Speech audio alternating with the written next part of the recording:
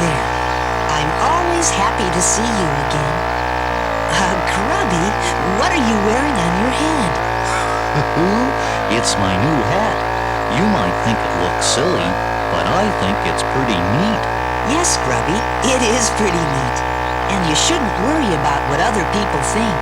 Yeah, I learned that the time we all went to the King's Logic Fair. Remember? I sure do, Grubby. One day, Gimmick came running into the house. He was very excited about something. Teddy, the king's messenger was just here, and he gave me this. It was a special invitation. What's all that fancy writing say, Gimmick? Let me see. Come one, come all. It's my intention to view each gadget and invention, or some discovery that's rare. So please attend my logic fair. And it's signed King Nogbert. That sounds exciting, Gimmick. Yeah, now you can show off all your gizmos and gadgets. No. I mean, yes, but the invitation isn't just for me. It's for all of us. Oh, boy. Okay, Teddy, I'll invent an invention, and you can discover a discovery. Okay, Grubby. While Gimmick worked in his workshop, Grubby and I thought and thought of what we could do for the King's Logic Fair. Hey, I got it. Oh, no, somebody already invented that. Everything I can think of to discover has already been discovered, too. It's working! It's working! It was working. Gimmick was in his workshop for the longest time trying to invent something special for the fair. But instead of inventing something new, he just got more and more upset. Nothing seems to work, Teddy. When the king sees my invention, he'll just laugh. And all of Grundle's great inventors will be there. Hey, Gimmick, I just invented something great. Oh, that's nice. Yeah, look at this. I call it Grubby's Root Detector. Grubby held up a long paper tube. See? You just hold one end up to your eye, like this, and then you point the other end at the ground. When all you can see at the other end is a big, juicy root, then you've successfully root detected. Well, then what happens? Why, then you pick the root, of course. I can tell you're not a real inventor like Gimmick and me, right, Gimmick? But Gimmick was just staring at all of his inventions, not saying anything. What's wrong, Gimmick? None of my inventions ever seem to work properly, Teddy. What about the airship? It flies beautifully. Yeah, even if it was supposed to be a boat. There, you see? My inventions never do what they're supposed to do. Gimmick wasn't acting like himself. Something else was bothering him. He was afraid he was going to look silly in front of all those other inventing guys. That's right, Grubby. So we decided to help Gimmick pick out something to show at the fair. We asked Gimmick to bring out all of his crazy inventions. Even the ones that weren't quite finished yet. Say, Gimmick, this one looks neat. What's it do? That's my flotsam eliminator. What's flotsam? It's, that is to say, I'm not really sure, Teddy. Well, you don't see any around here, do you? No. Well, it works. I suppose it does. What are these, Gimmick? They look like shoes to me. They're shoes. See? I told you. But they're not just ordinary shoes. They're directional shoes. They leave a fluorescent residue behind, which glows in the dark. Then you can always tell where you have been. Hey, that's great, Gimmick. Not great enough for the logic fair, I'm afraid. There was just one more thing in Gimmick's workshop that we hadn't seen. It looked like a big wooden box. What's it do, Gimmick? It's a music box. Inside the box were a big accordion, a violin, a xylophone, a trombone, and a drum. And they actually played a tune all by themselves. You just wind wind it up like this and push this button. This is great, Gimmick, but how do you turn it off? You just have to wait until it winds down and stops by itself. Well, how long does that take, Gimmick? Just an hour or two. So we all went for a nice long walk. And while we were walking, we convinced Gimmick that he wasn't such a bad inventor after all. Gimmick, a dreamer up of dreams, A maker of mechanisms, thinker up of schemes, schemes that merely need exploring. even though some simple facts just might need ignoring. If a formula is faulty, I'm not upset for long. For if the answer isn't right, the question might be wrong. His feet are on the ground, his head is in the clouds. As he just watches birds fly round. He is such a fine inventor, even though the things he builds don't do what they're meant for. An invention for detecting the presence of a ghost turned out to work much better putting butter on my toast. He ignores the simple truth. And if there's any doubt, he has vocabulary proof. Logic that's combined with diction.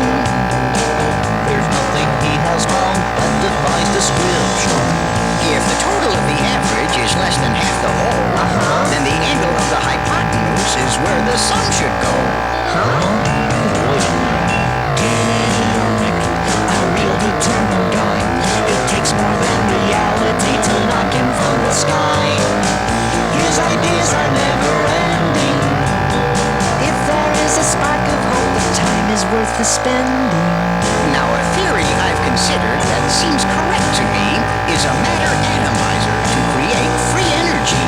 So Gimmick keeps on working at scheming up his schemes, And making up his mechanisms. dreaming up his dreams. And when the thing he's working on turns out successfully, then it might make the world a little better place to be. Precisely. The next morning, Gimmick spent a long time polishing his music box and winding it up again. Then Grubby and I loaded it into the airship. It sure would be great if somebody would invent a small music box. And we took along Grubby's root detector. Wait till the king sees this. He'll probably want me to make him one too. Hey, Teddy, you still haven't made your important discovery. I'm still working on it, Grubby. Soon we were flying high over beautiful Brenda. It sure is a pretty view from up here, and it's so quiet. Grubby, no, don't lean on that button. But it was too late. Gimmick's music box started going crazy again. Whoops! Sorry about that. What did you say, Grubby? Never mind. Well, when things had quieted down again, we heard a different sound. It was a kind of strange rumbling sound, and it was coming from down below us. Hey, what's that down there? That's trembly fog, Grubby. I can see why they call it that. It's trembling like crazy. Trembly Fault was a big crack in the earth that would occasionally get bigger or smaller or just move back and forth. What Grubby saw was called an earthquake. Yep, and I also heard something. Some familiar voices were calling to us from below.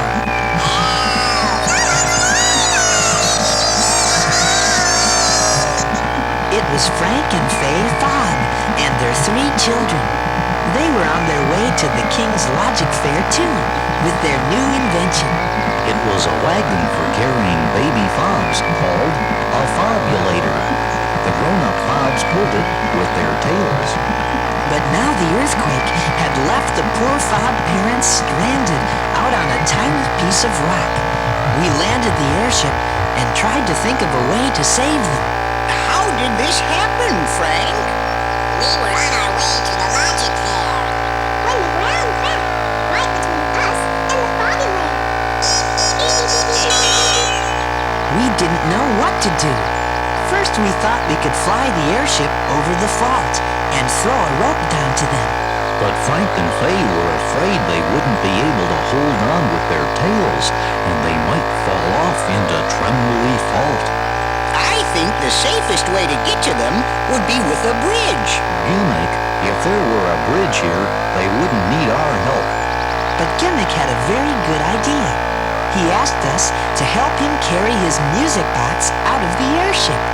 You're not gonna start this thing up again, are you, Gimmick? Grubby, I think it's very nice of Gimmick to let the fobs listen to the music box while they're stranded. No, Teddy. I have a better idea. Help me take the music box apart. Now that is a good idea. But what will you take to the fair, Gimmick? Oh, never mind about that. We didn't know what Gimmick was going to do. First, he pulled out the bow from the violin and the stick from the drum. Now, tie this string to the drumstick, Grubby. Okay, Gimmick. Then Gimmick shot the drumstick out of the violin bow like an arrow. Landed a few feet from Frank. Now, Teddy, tie the other end of the string around the handle of the accordion. Okay, Faye and Frank. Now pull the string with your tails. The accordion stretched out across Trembly Fault like a bridge. And we used parts of the other instruments to make sure the accordion, bridge, was safely tied down. Then Gimmick hooked the big drum onto his back and picked up the trombone. I'm going across, boys. Be careful, Gimmick. I hope you know what you're doing. Maybe we should go across ourselves. Don't worry. It'll be safer if I come get you. I know I can do it. What are you going to use the drum and trombone for, Gimmick? You'll see, my boy. Well, here I go. Gimmick started walking across the bridge. It was a little shaky at first, but he made it all the way across. Hooray for Gimmick! Yay, Gimmick! Then he asked Frank and Faye to hop inside the drum, and he started back. They got about halfway across, when suddenly a big gust of wind made the bridge swing back and forth. Hang on, Gimmick! Don't try them. Oh, I can't look. Then Gimmick held up the trombone and turned it sideways to get his balance. He looked just like a circus performer. Just 2 more steps. There. Hooray! Yay, Gimmick! Thank you, Gimmick. Yeah, thank you, Gimmick. You're welcome. It worked. It really worked. Well, what are we waiting for? Let's take my newest invention to the King's Logic Fair. I'll call it, the Porta Bridge. It was good to see Gimmick feeling like himself again. And that's when I made my important discovery. And you got to tell those important inventing guys all about it when we got to the fair. So, you're Newton Gimmick. I've seen your plans for a portable bridge, and I'm very impressed. Thank you.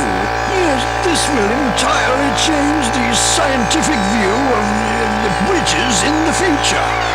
And you, sir, I understand you are about to announce an important discovery. Yes, sir, I am. I do say. Thanks to my friend Newton Gimmick, I have discovered that it doesn't matter what other people think of you as long as you believe in yourself. Thank you, thank you. Don't count on someone else to tell you whether your invention should win a ribbon of red or blue or maybe an honorable mention. Only you can really know the colors that are true for you.